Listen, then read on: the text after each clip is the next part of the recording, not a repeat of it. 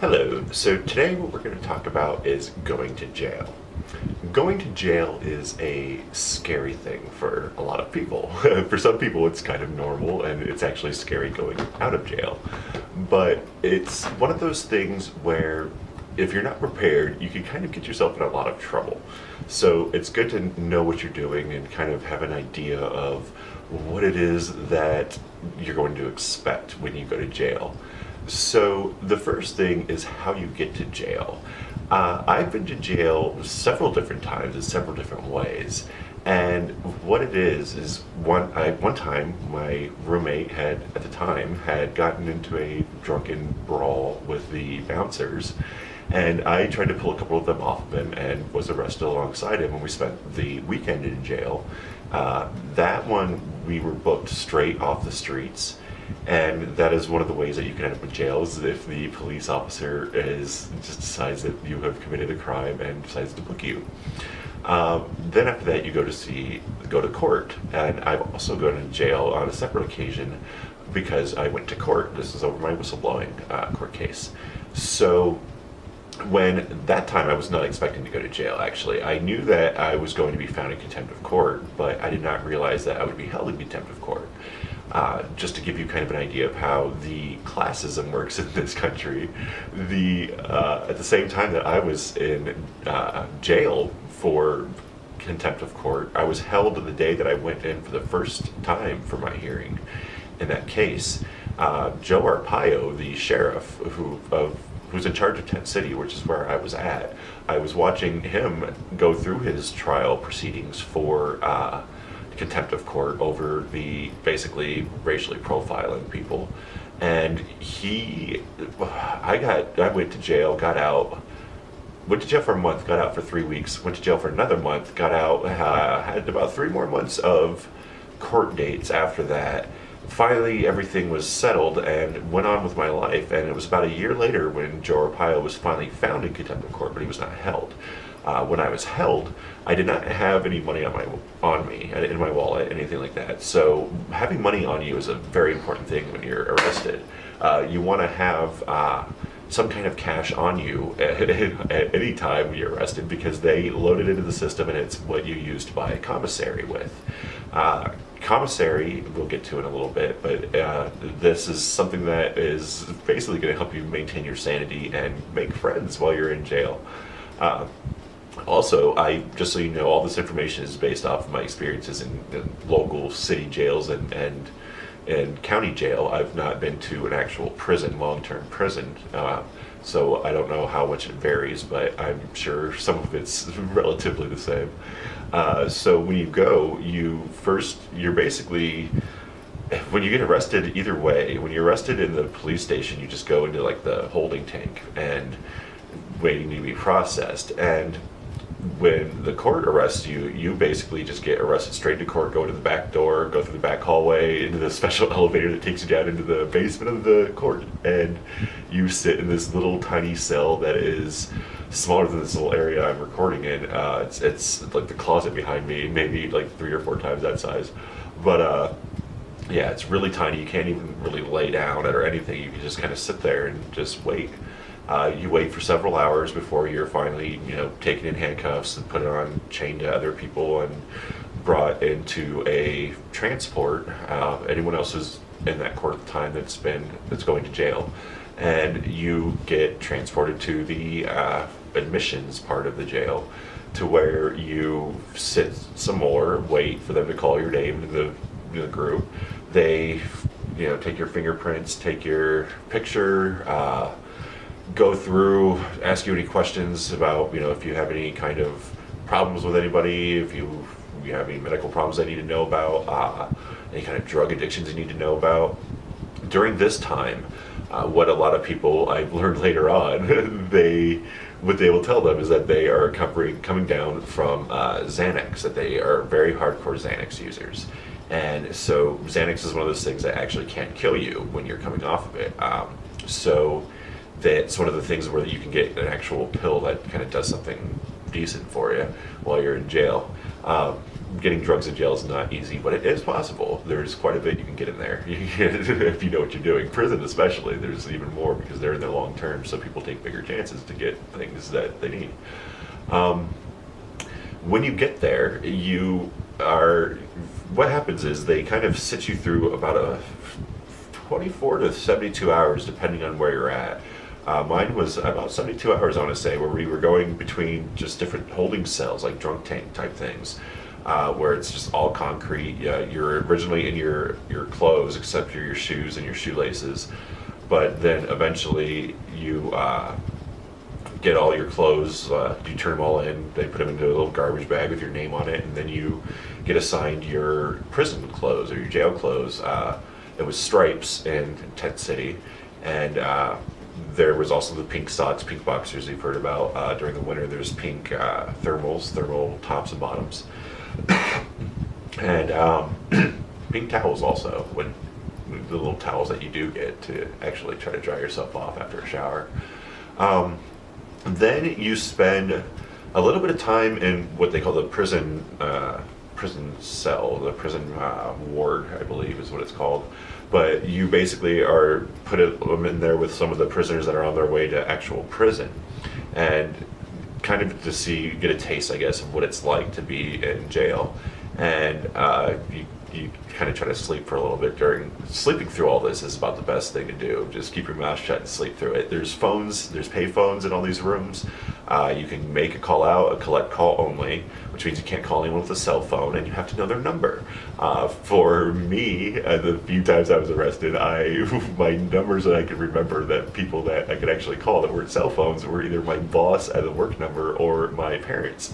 So I chose not to make too many calls. I did call my parents the time when I was arrested after court because I was not expecting that, and I didn't know how long I was going to be in. When you get in there, they will feed you twice a day. There's no lunch in jail.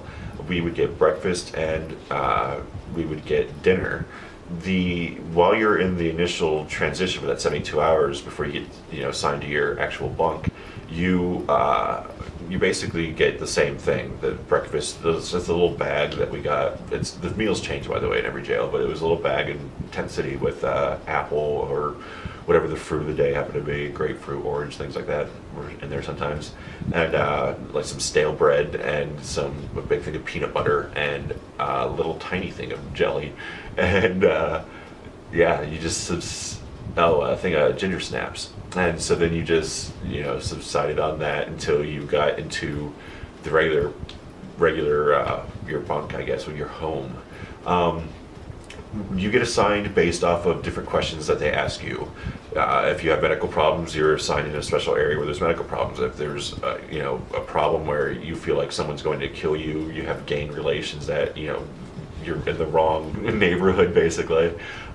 You can get that, let them know. They will put you into an area where you don't want to be, but it's the special protection area where all the snitches and all the pedophiles and things are, and it's more of a solitary type area. You spend a lot more time on your own, but then they let you off in the general population. But if you're crazy, if you're too messed up on whatever heroin you were doing, or meth or drugs or alcohol, you might have to go into some other little areas, get some more tests. But for the most part, everybody gets into the same general population. When you get to that area, you'll be introduced to whoever the head of your race is. In jail, the gangs are based on race. That's the easiest way. When everyone's dressed exactly the same, everyone looks the same. You can't, figure everything out. It's just, a race-based thing. I was part of the white gang. In Arizona Southwest, it's predominantly Hispanics that are in the jail systems. A lot of them there's two different types. There's the Chicanos, which are the Mexican Americans, and then there's the Países, which are from the land of Mexico, the Mexican Mexicans. If you're any kind of an immigrant, even if from Australia, France, I've seen some pretty white guys, but they didn't speak very good English, and some Asian guys, things like that. They all end up with the immigrants. They have a whole other issue that they have to deal with. This is because they are now dealing with ICE, the Immigration Control Enforcement.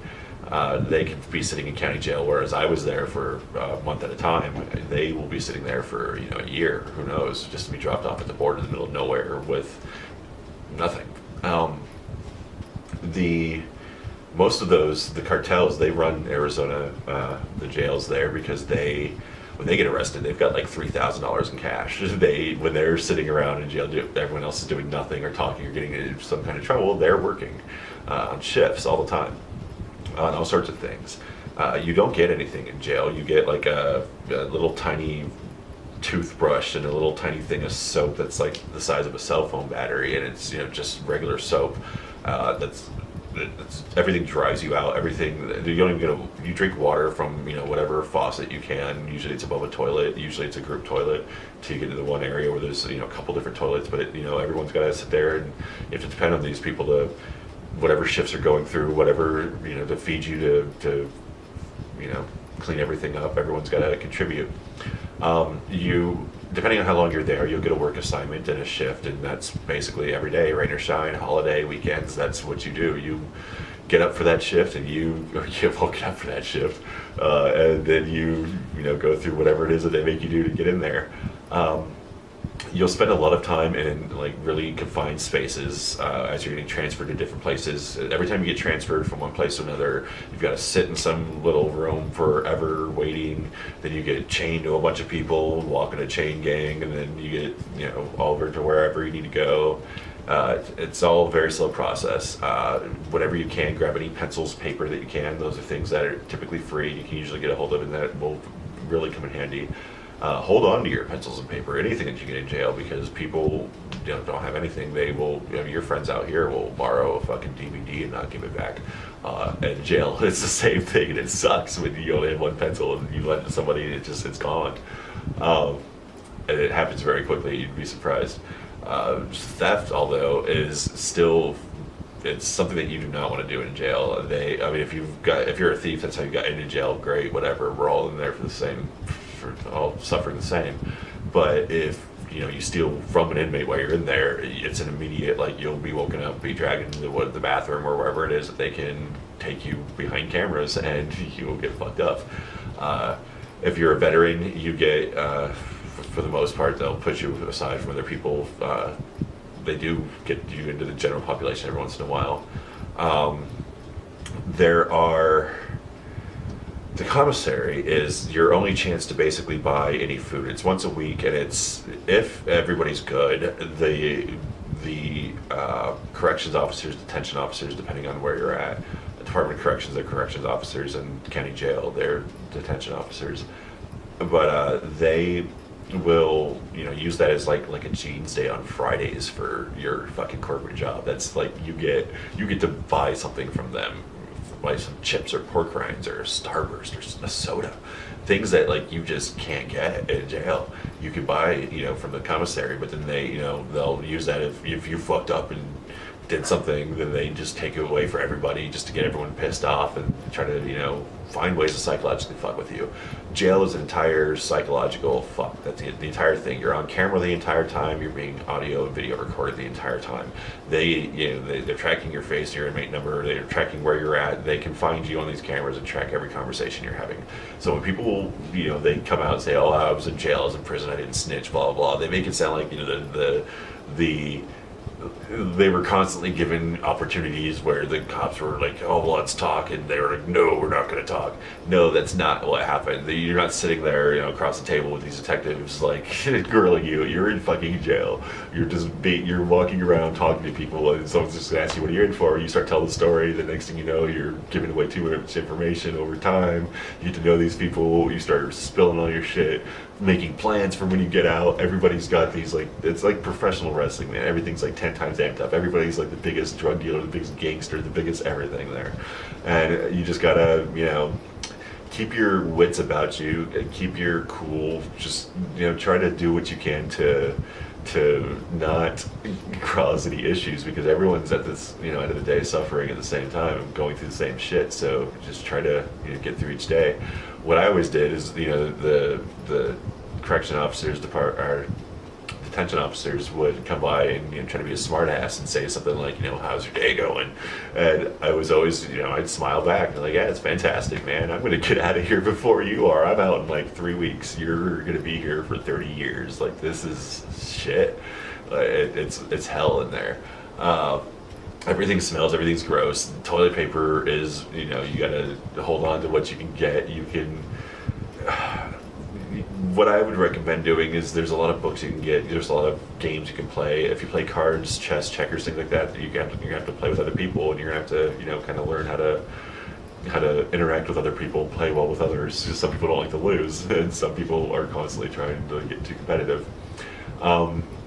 I dealt poker a lot. What I learned was that, whoever won or lost didn't matter. They all put an item in from the commissary, and whoever won, they tipped me one item. They'd have 10 items, they give me one for dealing, and it was kind of fun to watch because you could see that the Pisces, they really know how to communicate without just with symbols, like the umpire does on baseball. You just get like a quick little thing that'll let you know that something's going on, a little tick, and so it's like a pack of wolves, and they knew how to cheat no matter what you did. I saw the most amazing. I've seen a lot of poker. I've gone to like the World Series of Poker. I've played a lot in the military. I've played all of my friends in school, things like that. I've gone to casinos, but I have never seen some of the hands that I've seen in jail. Like, these guys got like multiple like full houses, royal flushes, things that just like, no, dude, that's I've seen too many of these things in this one sitting for this to be possible. No matter what you thought you had, they had the next thing up. It was brilliant.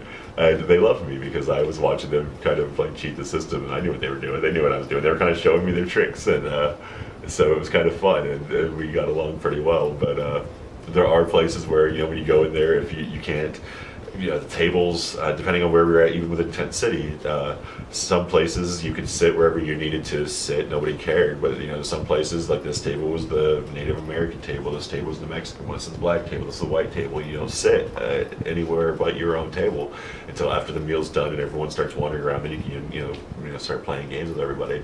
But there is TV. There are 3 channels, and it's funny because they're like things like ESPN2, CNN, things like you have to have cable for, so that jail is obviously paying for like a cable package only to get like these random channels. They put the Food Network on too, so like a lot of people like to watch the Food Network. A lot of people hated it because they don't want to sit there and watch, especially during Christmas. I was there over Christmas and New Year's and Valentine's Day, a couple of different holidays, but yeah, it's kind of sucks when like you're watching all these people like Rachel Ray making gingerbread houses when you're stuck in jail and you're eating slop for fucking like unseasoned slop.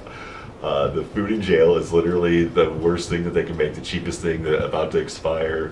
It's different everywhere. And in Tent City, it was slop. It is like a soy-based fake meat, dog food looking thing that's just unflavored, unsalted, unbuttered. You get a little bit of butter to go with that in the roll, but that was your dinner every night. It was different colors of it, where they would put different like seasonings in it, I guess, so I guess it's not unseasoned, but they would put little things in to make it like yellow or red or fucking gray. But yeah, then on Friday you got chili beans and brownies, but again, that was only if you're lucky enough that the people, because the inmates are making the food, the inmates are also serving it to you. The ones that are serving it would like to take all the extra food whenever they can. Friday brownies are a hot thing, so if you weren't in the right place, you may never see a brownie. You may get a little sliver of a little taste of it, but that's about it. There are dietary restrictions that can get you different meals. Like if you can prove you have a gluten allergy, a soy allergy, if you can tell them that you're Jewish and you need kosher diet, that's a good one to get. There's vegan. Everything there was actually already vegan, so there was no vegan actually in Tent City, but there used to be when they had meat. So where you're at, they're tell them you're a vegan. You'll get extra little different things by doing all these different meals, and a hard-boiled egg in the morning is worth so much when no one's had an egg in a long time.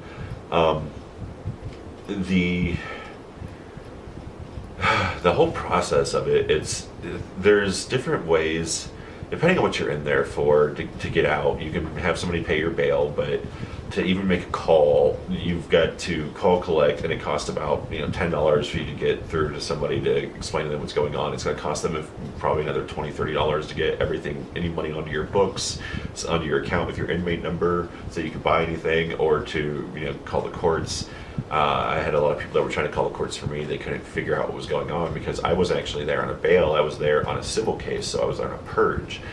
Purge is the same thing as a bail. It can get you out of jail, but instead of being paid to the state or the court or the government, the purge is paid to the other party in the civil case. Usually it's held for like deadbeat dads who don't pay their child support, things like that. Mine was over a defamation suit, but they told people that it was for child support. The court, they didn't know what it was for. There was so much misinformation, it was insane. There was no way to connect to anyone on the outside. There's no way to communicate to get everything straight. Like, if you don't know what you're doing prepared when you're coming in, if you don't have people that can like really help you, you're kind of screwed. There's a lot of stories where people were like really excited for somebody to help them get them out of jail, and 3 weeks later they're still sitting there waiting for that person. Some of them they did come through, so you never know. You get to see who your friends are, I guess, when you go to jail. The process of there's some the work release. There's other little things that they'll let you do to get out, depending on your situation. But for the most part, I had to wait until you basically have to wait until a judge lets you out. I had a court date that was scheduled 3 weeks into it, 4 weeks into it. The first time it was 28 days. I was in there the first time, and they, on that, I went in on a Friday, got out on a Friday, and it was literally after that court case, I got out so quick. Nobody had ever seen it. They thought it was insane how quickly I got out. I got on the phone with these people, and afterwards, like, they released me, and like within an hour, I was back on the streets. I had one contact because I had contact lenses and they dried out because I wasn't able to get any kind of saline solution when I was in jail. I I had a suit on that I had worn a three-piece suit that I had worn to court before I went to jail, and I put my laces back in my shoes. I put my battery back in my cell phone. That was, at the time, there was batteries that, thank God, they would turn your phone off and remove the battery if they could, so my battery was still saved. But I had to walk all the way down about a quarter to half a mile to Circle K to get something to eat and to find out that they didn't have the top-up cards that I needed to get my phone back on. And so I walked another mile down the road in the middle of like the ghetto South Phoenix area to or West South Phoenix, I guess, but to the Walmart, and I was able to call one of my friends with like I had a couple bars left of my battery. I was able to get a hold of some of the editors I needed to, some of my clients I needed to, get everything set up, get somebody to come pick me up. And within that 3-week period, I got as much done as I could in court, but then I got thrown back in. And by that point, at least, I was a little smarter. I had some cash on me this time. I was able to get things. I was a lot better off. But the first time I didn't know, and so I was indigent, is what it's called, when you're thrown in jail without money. And basically, it sucks. It's like being poor anywhere else. It's how the homeless guys are. You got to kind of depend on other people, but you don't want to borrow anything from anybody in jail. You don't want to owe anybody anything. But there are times where people will just hand out things to a group. Someone's birthday, there's something happened, and then people will share things here and there. And I met a lot of people. I learned a lot of things about how a lot of crimes work, a lot of drugs work. I learned more about drugs than I ever would have otherwise. Overall, it's not the worst thing that can happen to you. Thank God I was a guy, though. If I was a woman, I'd be terrified of jail. But it is an experience, and it's something that happens to a lot of people. So if you think that you are going to go to jail for something, or if you're going to court, you think it might happen, go to court prepared. Bring some cash in your wallet, take a glove, cut out a finger, and swallow some spices, because you'll shit them out later and thank me. A lighter is these, just the simple Bic lighter is amazing in jail. You're the greatest guy ever if you have one. Anything that you can smoke, any kind of drug that you can get in there, any kind of food, whatever you can bring with you because you're going to need it to get through that day, every day, because it sucks. Jail is not fun. It's boring. It's overall, everything's there to just demoralize you, and you spend a lot of time naked with people like searching you and shit. But overall, it is survivable. People go through it all the time, and it's not the end of the world. You will get out. Just keep your cool, and best thing I can say is good luck, man. Have fun.